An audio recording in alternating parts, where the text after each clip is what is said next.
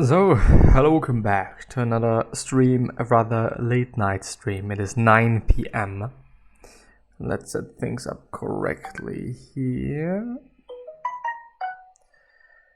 And today it's going to be about hypnosis, or part of today is going to be about hypnosis.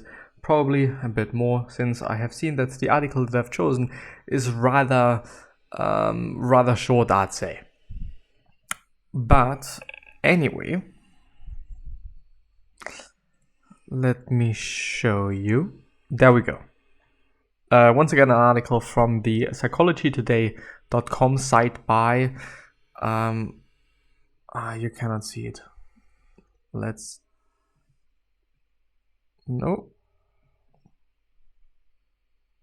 By this guy, by Randy Anbar, MD, or Anbar, whatever, Understanding Hypnosis, which may be a book that he wrote. I really do not know, unfortunately, but it might be.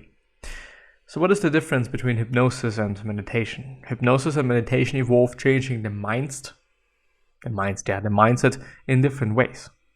Hypnosis can be defined as a state of focused attention in which people can be more responsive to suggestion.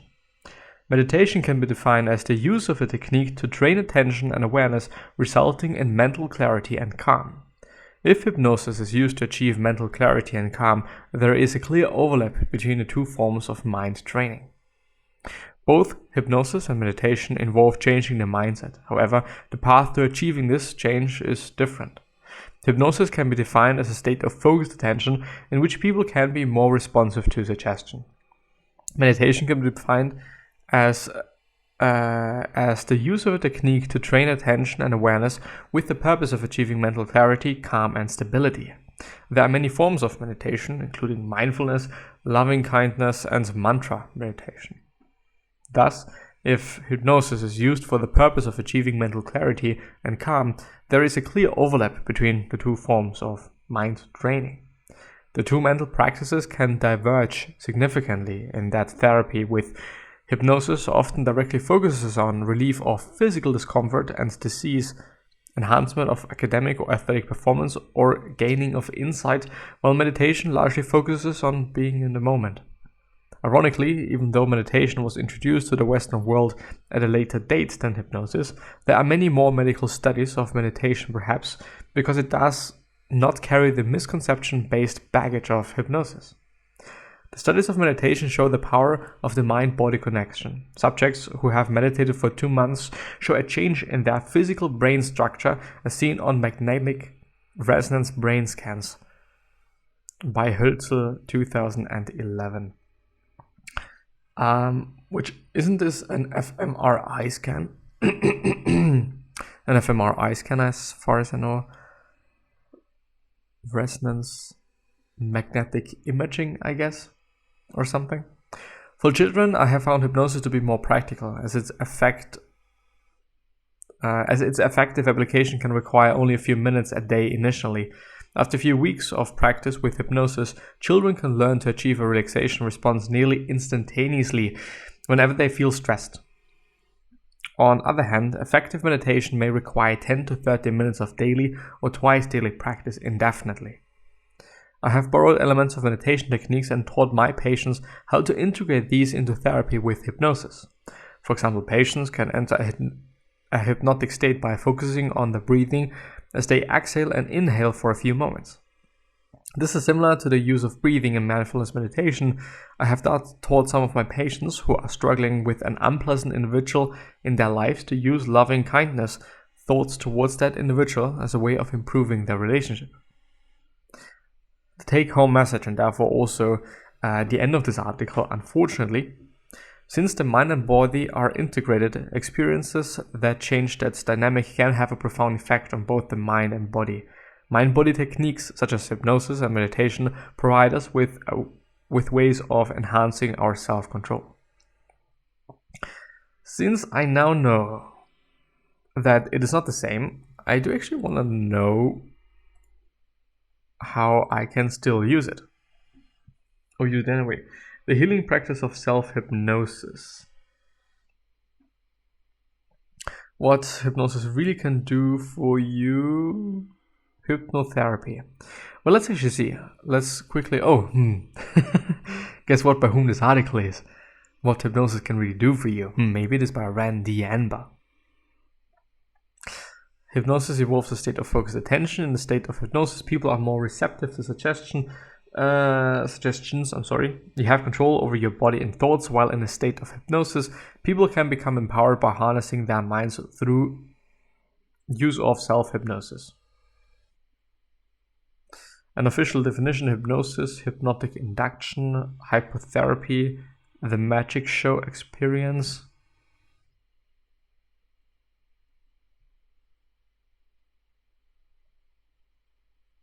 Empowerment. Well, this is actually interesting. The magic show experience. The conscious definitions of hypnosis provided by the APA panel give us a good framework from which to understand hypnosis as clearly as possible. Contrast this definition with what might be implied at a magic show demonstration of hypnosis. First of all, the magicians might say, "I will now perform some hypnosis," which blurs the line between a state of hypnosis and the act of inducing hypnosis. The magician might say, "When I clap my hands, you will fall into a deep sleep." This implies that the magician will exert some control over the volunteer in the show. Note that such magicians tend to select volunteers who appear gifted in hypnosis, as some people are more hypnotizable than others. Such highly hypnotizable people accept suggestions very easily, which is why they might appear to fall asleep when it is suggested they do so. However, it is important to underscore that people can be in control of whether to accept suggestions. Thus, the magician does not have control over them. Finally, remember that the magician is interested in the entertainment value of hypnosis rather than the well-being of the volunteer. I personally think that leaving the impression in the volunteer that he or she can be controlled by a magician is not good from a psychological perspective. I would say so as well. Because the volunteer might conclude that he or she is weak-willed or has little power over their life. To be perfectly clear, this isn't true. You will still have control over your body and thoughts while in a state of hypnosis. I still want to know the healing practice of self-hypnosis, not by him. Well,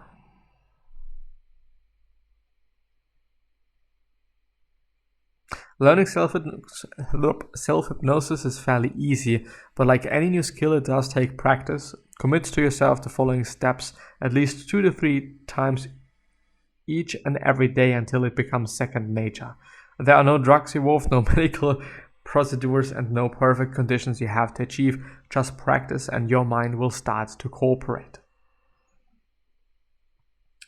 By the way, by Beverly D. Flaxington. This is a 6-step process, apparently. First step is to find a quiet place. You can sit for about 5 minutes and be uninterrupted. You don't want a ringing phone, needy kids, or your boss walking in on you. For some people, sitting in a parked car with the doors locked and safety first, or stepping into public bathroom stall for a few minutes could work.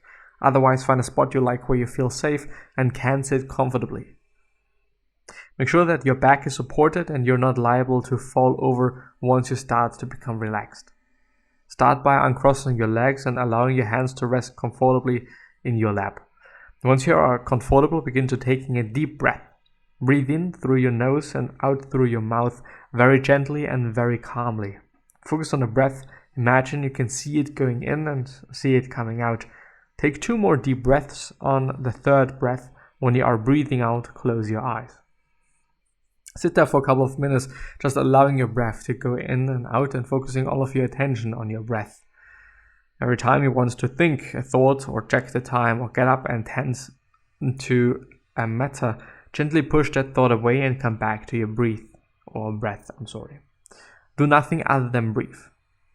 Once you are fully relaxed and focused on your breath, allow your body to get very heavy wherever you are sitting. Notice your legs and your arms becoming weighted down and almost glued to the chair. It is a comfortable state and overall a very relaxing one, as you just give in to your body weight and allow yourself to sink into wherever you are sitting. Once you are very relaxed in your mind, gently repeat a positive mantra such as, "I am calm, I am in control, I am relaxed." Repeat this mantra over and over, or find one that resonates with you. The language should be I. Language and should be positive and encouraging, but also soothing. Repeat this over and over and allow your body to give it to the relaxation and calm feelings you are generating. When you have reached your 5 minutes, you may have to use a timer at the first session, but over time your mind will let you know when 5 minutes are up, and you will start to feel energy returning to your body. You will focus on each limb and body part and send energy and confidence to that part. Then you will take 3 more deep breaths again, in through your nose and out through your mouth. Count slowly backward from 10 to 1, and when you reach the count of 1, open your eyes. Allow yourself to sit there for a couple of minutes and enjoy the positive experience of giving yourself this valuable time.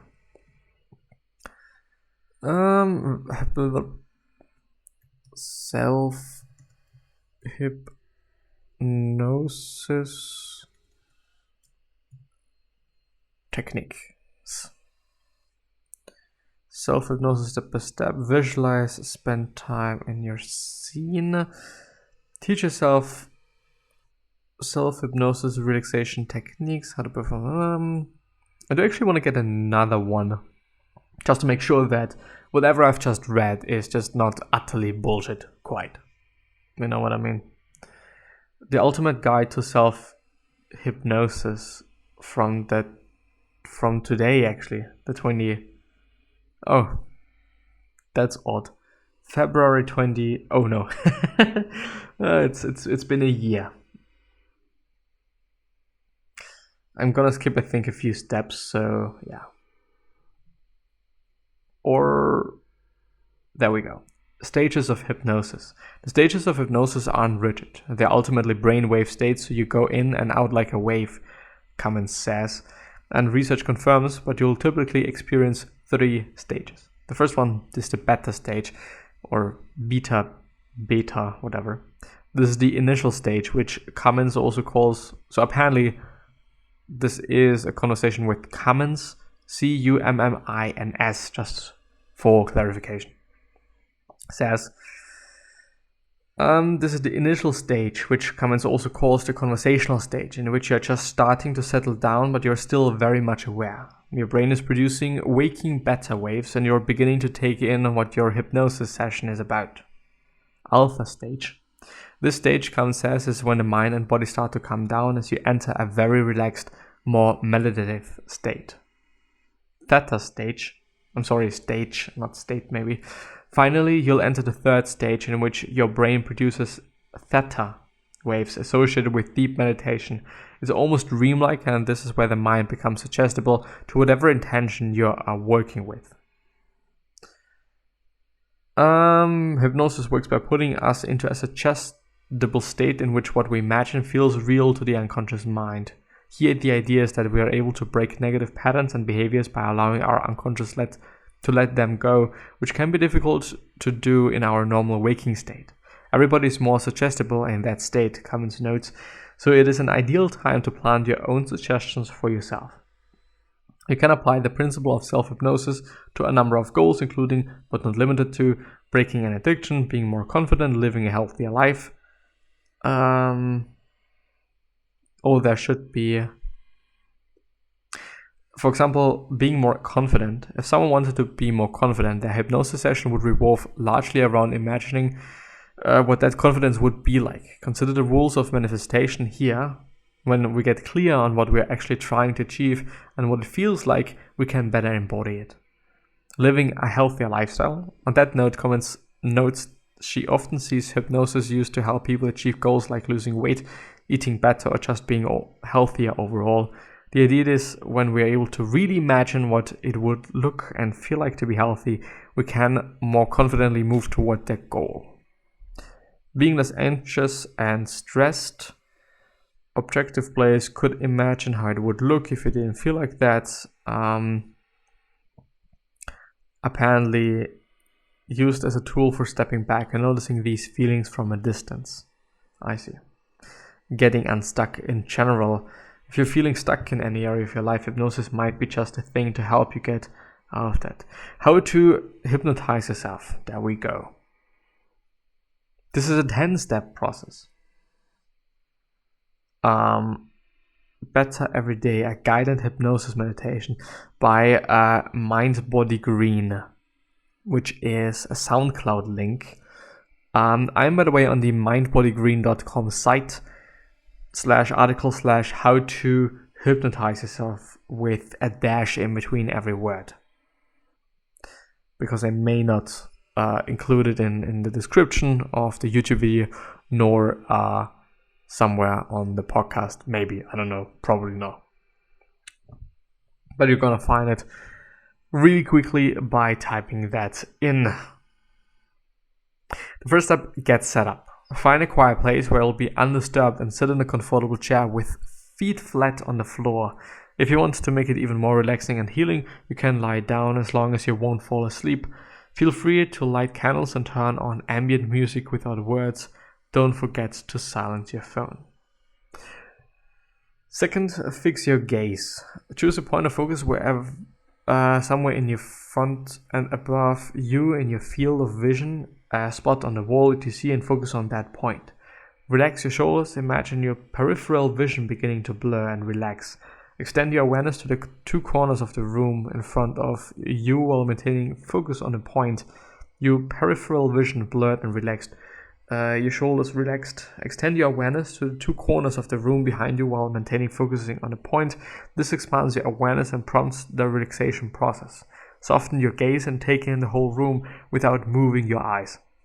The whole peripheral vision thing and focusing your eyes and all of that stuff has also been talked about by Andrew Huberman, which was very recently also talking to, I think, David Spiegel, if I remember correctly, and the one of the founders, I guess, of the Reverie app, which is a self-hypnosis app, which is unfortunately only available for iOS, but it's also a very great episode to watch. And as I said, Andrew Huberman was also talking about the whole peripheral thing, as well as the eye and what sight and looking at certain things and just light can do to us in positive and negative ways.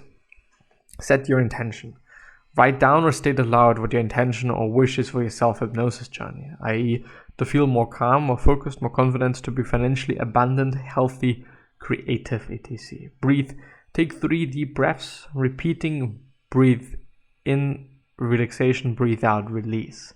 Repeat more than 3 times if you wish.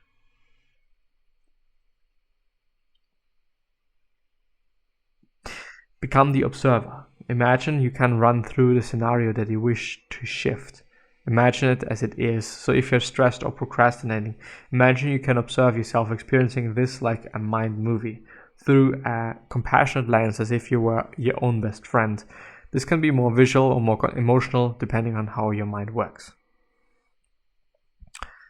Feel it in your body. Think of your intention or wish, imagining where the energy of your wish sits in your body. It could be in your heart, your stomach, anywhere that feels right. Breathe in again, thinking of your wish. If your wish was a color, what color would it be? If it was an emotion, what emotion would it be? Place your hand on a part of your body where you have imagined the wish living. Continue breathing and giving life to your wish. Use your imagination. Next, imagine the situation as you wish it to be. 8th, move your intention through your body. Focus on the energy of this more positive state moving around your body. This is your wishing mind. This is a sacred well of intentional energy, a reservoir of unlimited resources always available to you. Engage your senses. Imagine the best possible scenario in which things go better, even better than you would hope. Try in your mind to experience this with all your senses, feeling it, seeing it, hearing it. Imagine making it stronger, brighter, and more intense. Anchor this feeling into your body, bringing your hands to where you feel it strongest in your body, and breathe into it.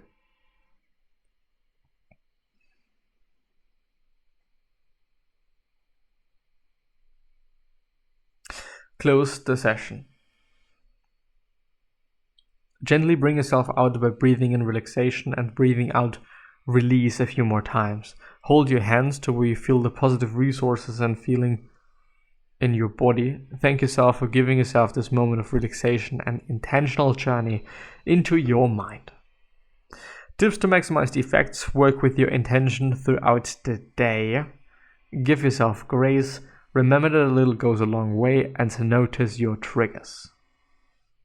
The bottom line: if you're looking to achieve goals, release negative patterns, or reinforce positive, your unconscious mind can be an ally. Practicing the fundamentals of self-hypnosis is one way to get a better understanding of this world that lies within. And with that being said, I'm going to end the episode here. I do really hope that I've been able to share certain amazing things that sparked your interest in meditation and getting to know this craft. But yeah, with that being said, I'm going to see you the next time.